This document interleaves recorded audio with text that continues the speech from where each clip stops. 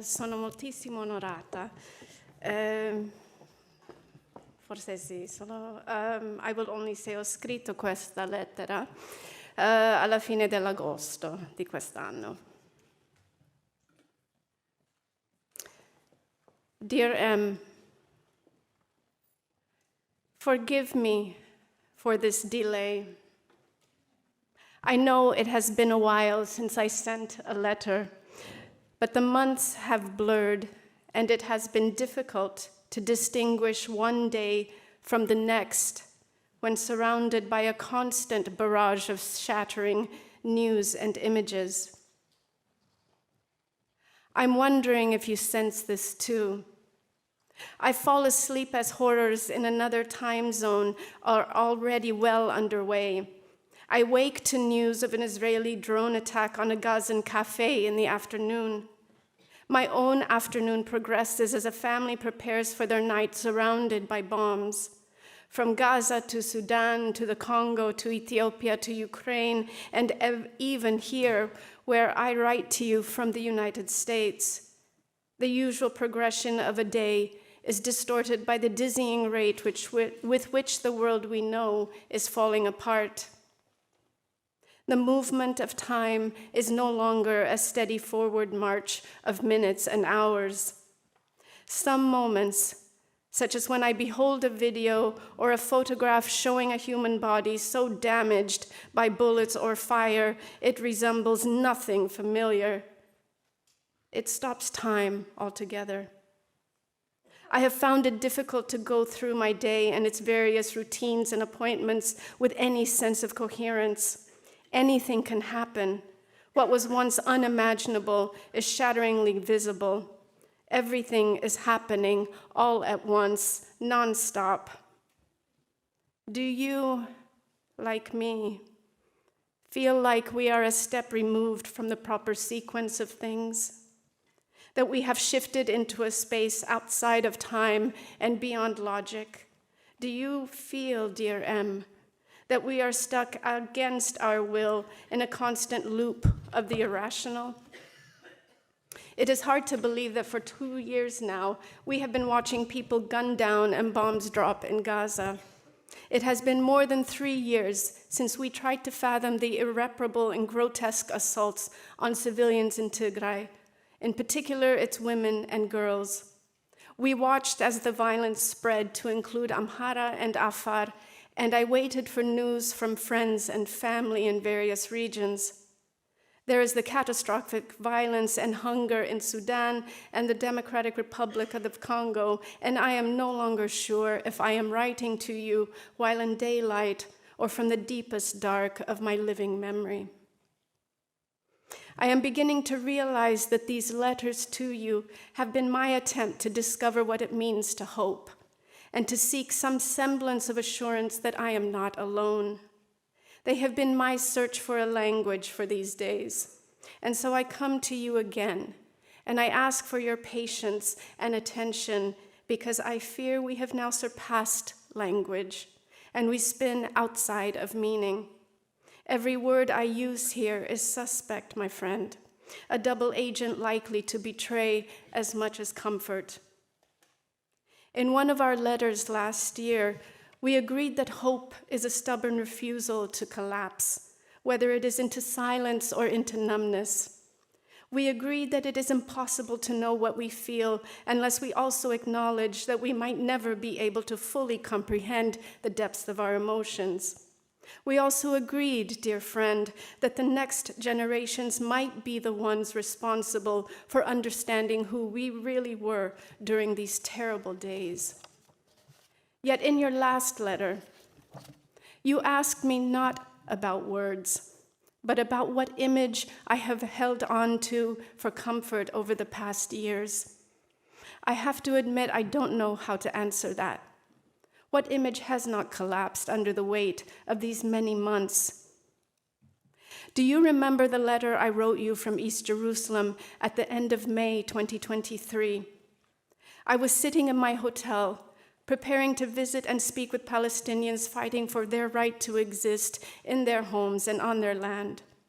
Outside my window, I could hear children playing with abandon in the schoolyard nearby. Is this memory, which I found so joyous, even while complicated by its location, strong enough to withstand the onslaught of all that came as October 2023 ended its first week?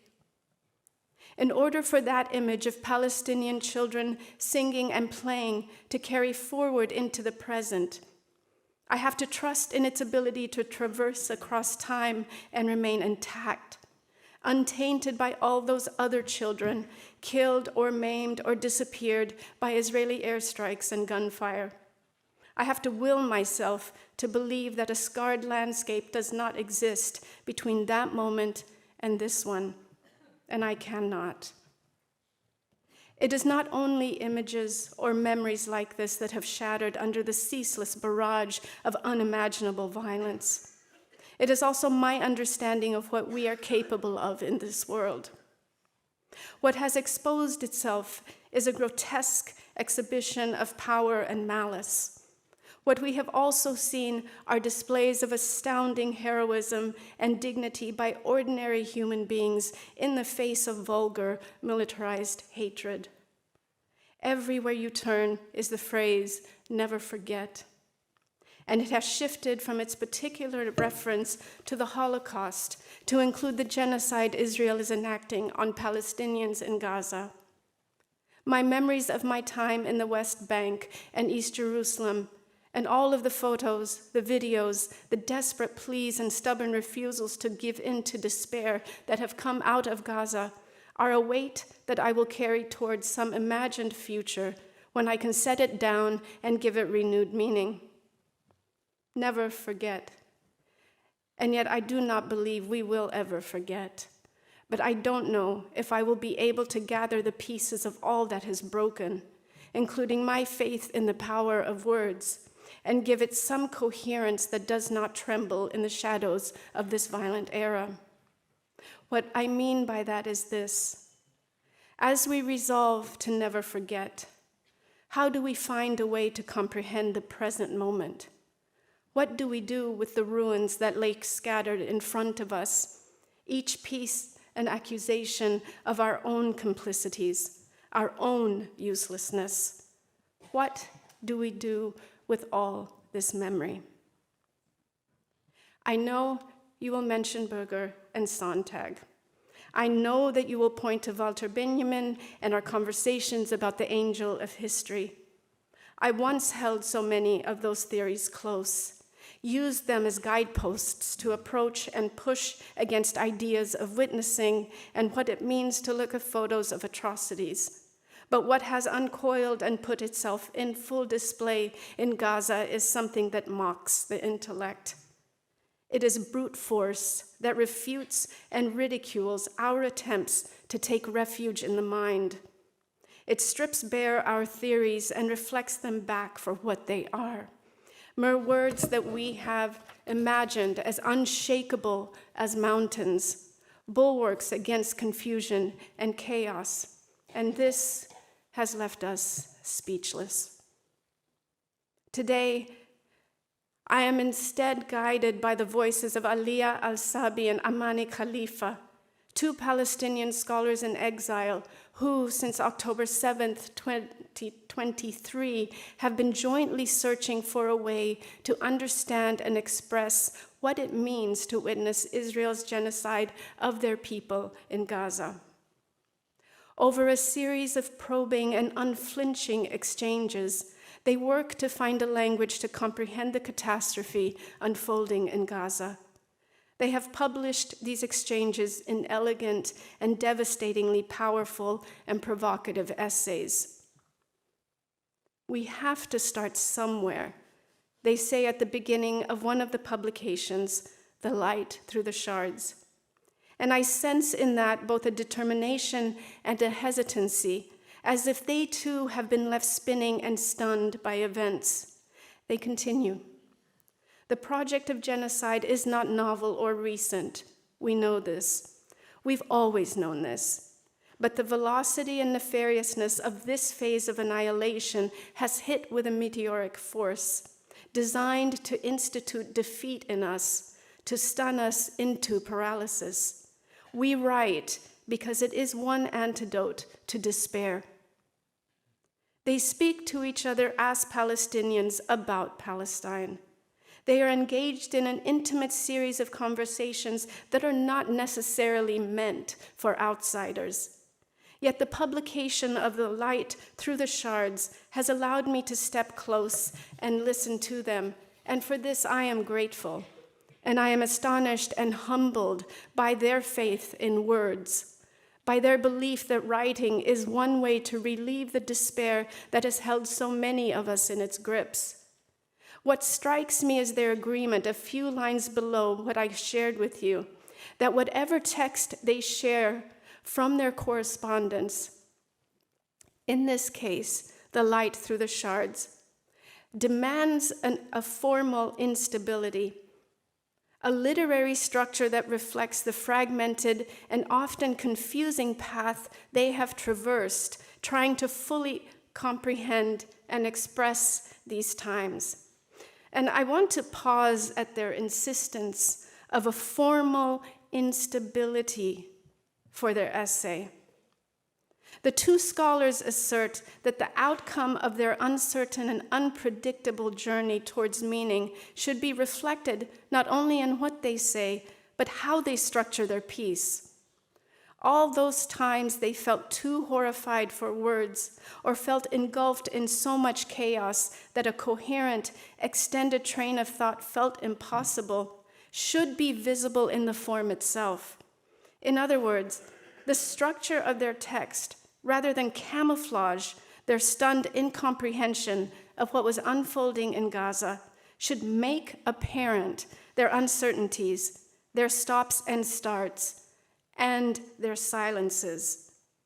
What Aliyah and Amani are helping me to understand is how this meteoric force seeking to annihilate Palestinians is also demolishing the foundations of linear, coherent language.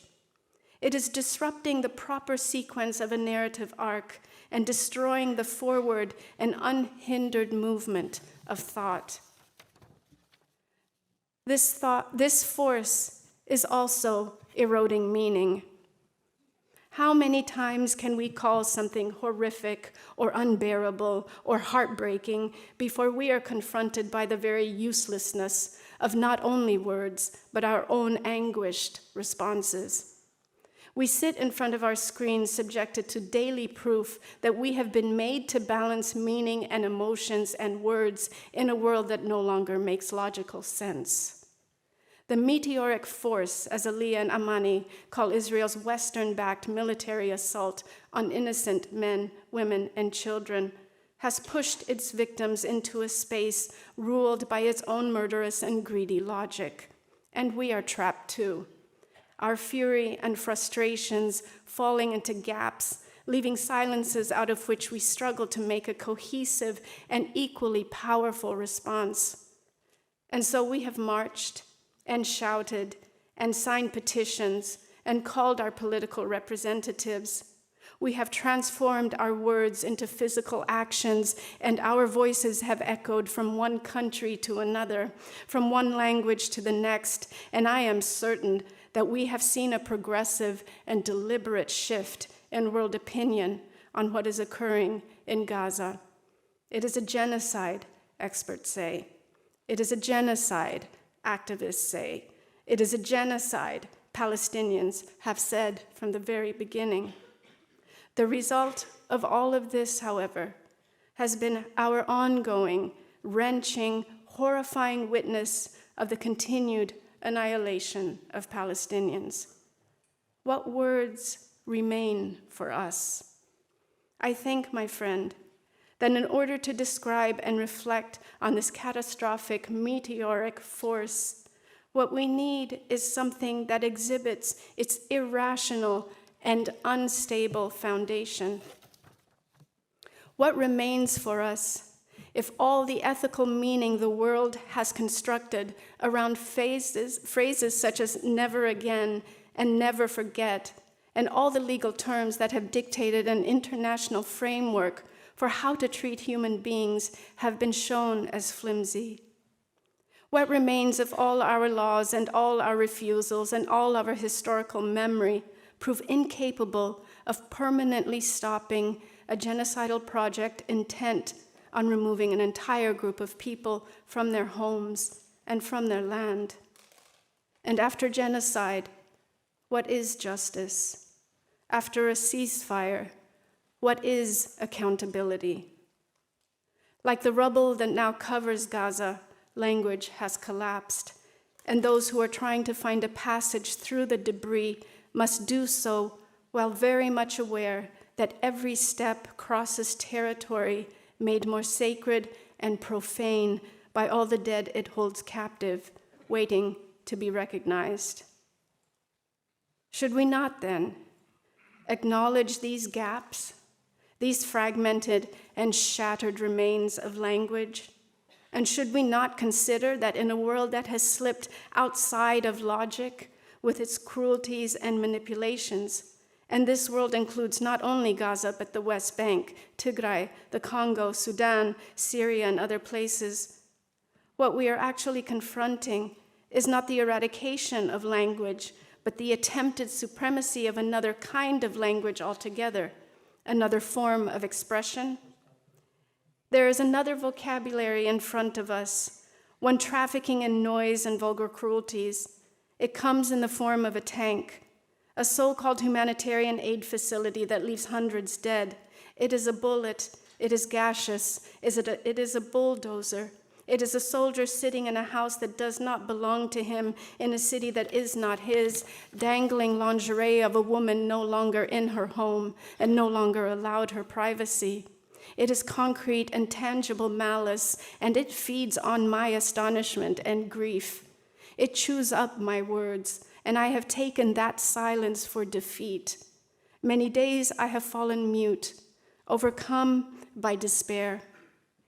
But you were right when you said to me, but we must look, we must remember, we cannot turn away, we must bear witness until the words come back. Yet every image I have seen has been extinguished by other equally urgent and newer images that cannot wait and must be seen. I cannot seem to look fast enough or long enough. No matter what, I seem to be constantly grasping for words, clutching at air, spinning in the cacophony. We are also fighting time, my friend. We are held captive by the speed with which this is all unfolding. There has been no time to reflect. We have been in continual shock and grief, and in that momentous pace, our imagination has suffered. And imagination should suffer, shouldn't it? What right does it have to exist, whole and unscarred, when it has proven inadequate in the face of all that can be inflicted on the human body? I said to you a year ago, I think we have seen it all. I said this because my research often brings me in close contact with the testimonies and photographs of horrific acts.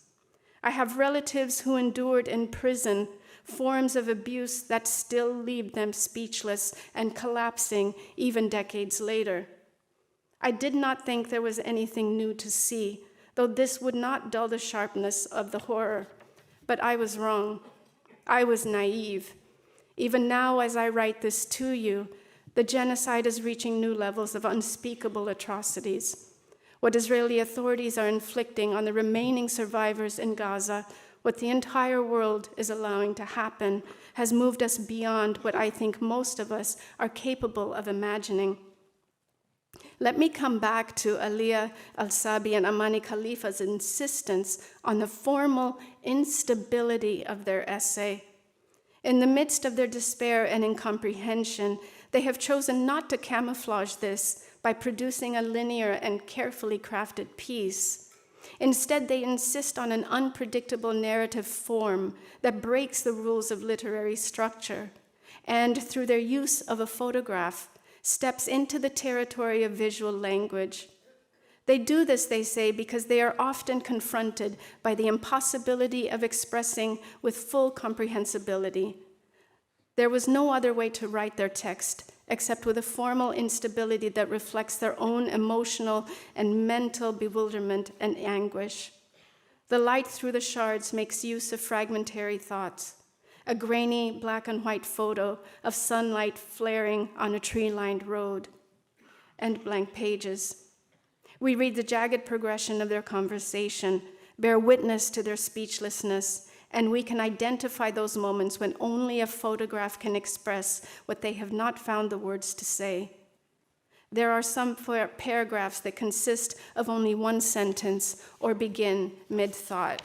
For example, in which past tense becomes interchangeable with present tense, and the linearity of thought is continuously disrupted, sometimes infused with an unavoidable futurity. In which voices sometimes crowd together on a page only to give way to complete silence, in which words simply fail. The publication, a small booklet, features sections where their text appears only on the right-hand side of the book when you turn the page. On the other side, the left side, is a ghostly shadow of the same text, but nothing else, as if the ink from the right side bled onto the left side when the book was closed. This unorthodox, startling narrative structure is not an aberration in the process of writing, but part of the writing itself. The form they have chosen reflects their own entrapment in the chaos of Israel's intent to cleanse Gaza of Gazans.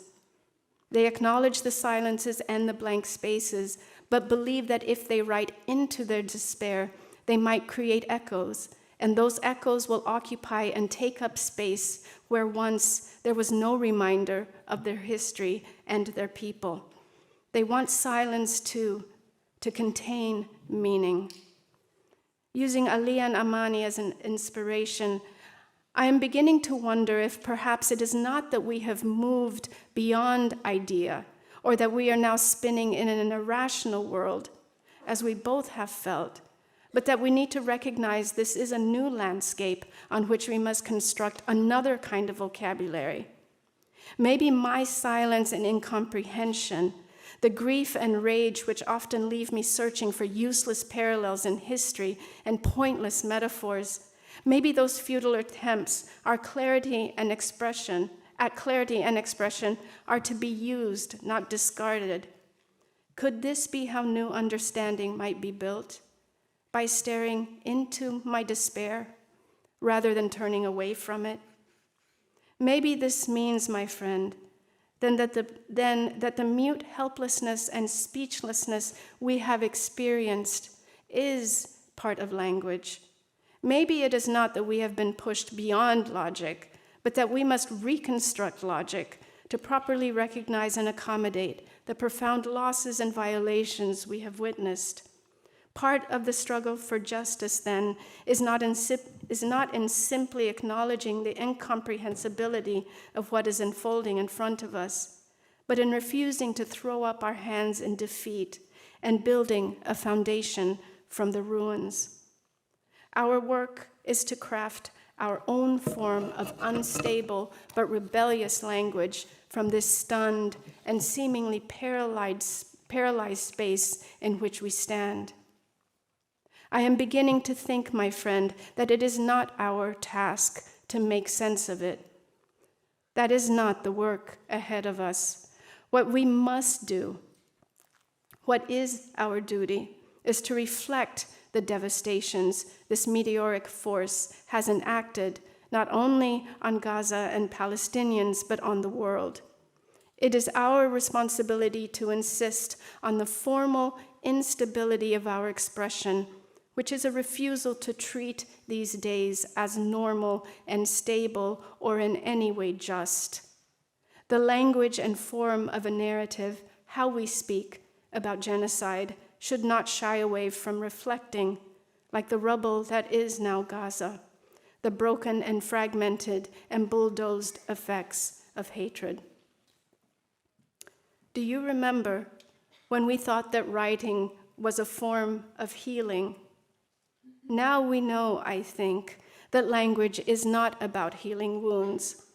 We have tried, and it has failed us both. But I am beginning to think that writing is, particularly these days, about exposing the true extent of the harm. I cannot fathom the generations lost in Gaza and what it will take to repair the physical, environmental, economic, mental, emotional, and cultural devastations. What has been unleashed in Gaza will, I'm afraid, continue to spread.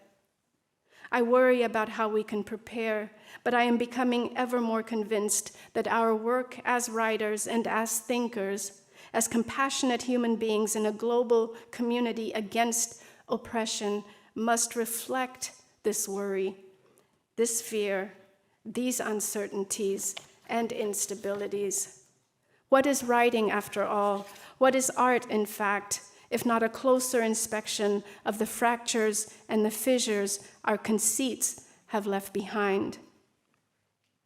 When I say to you that I am left speechless by what I have seen on a particular day, what I should be saying instead is that I am left speechless today because I have just witnessed another young man with a bullet in his head. Or I am heartbroken today because I learned that Anas al-Sharifa, the journalist, was killed. Or I do not know what to say, but I have heard the voice of a young girl pleading for help from beneath rubble, and I want to make this known. Or I have no words to describe what it is like to see young children at a graduation ceremony and realize they are all orphans, and to realize why they weep with the sorrow of adults. We should name the shape of the loss. In this way, we carry memory forward. In this way, we will never forget. I want us to resist making sense of it all. Like Aliyah al-Sabi and Amani Khalifa imply, I want us to reflect back to the world the form of its incomprehensibility. I would like us to be brave enough, my friend, to bear witness to the bloodiness of these times without seeking false comforts. I want the strength to confront the suffocating stench of Israel's awful nihilistic hatred without looking away towards poetry or metaphor. I want us to move across this unstable landscape, this expanding cemetery of our own making, and search not for answers, but for the broken pieces of a thought, those fragmented remains of an idea.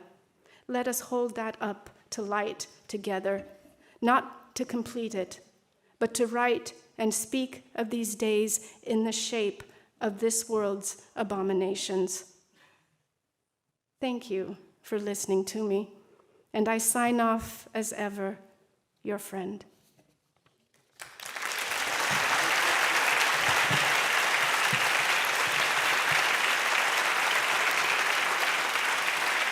Magistralis di Maaza. Don't run away. Thank you much. It's been a great.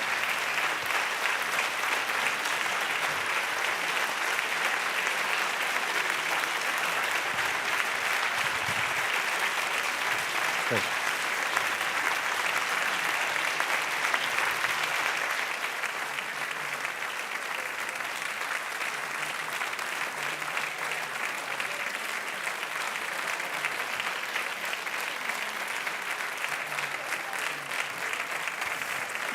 Sorry.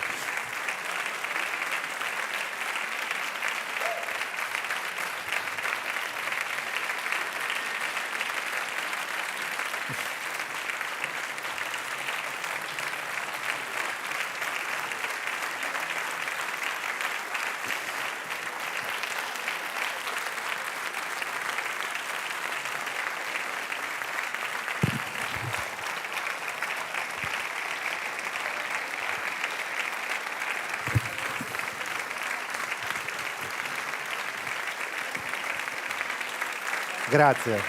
Stai con noi, stay with us.